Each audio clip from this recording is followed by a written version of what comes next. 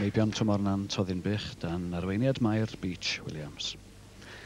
Trydydd yn y genedlaethol, maen nhw wedi bod yn yr Almaen rhyw bythefnos yn ôl ac mae'n gen nhw gyset o Brydd y Ddaear allan o barod. Dewis cael clywed y gwir, mi draeth am yr hanes o hyn cyn bo hir.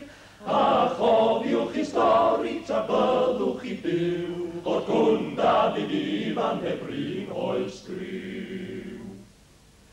Fe gollodd yr hoelion o'r clo medan nhw, wrth ymladd tri diwrnod y mat Waterloo. A'i stocon o didog o bren mawn o mawr, a'i liw o'n loyw di yn gweddi hen gawr. Asgwarnog, gyda fydd fan honno a'i fwriad yn fawr.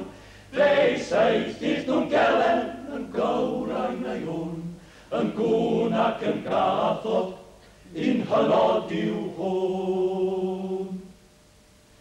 Os awr neu Ffrancod y buont o'r blaen, i ymladd ar Lloegr, na fain fiwch i ddraen, ni ddaw dim niweg i ni, nen o'r tad, tra bod a fydd i fan a'i hwn yn y wlad.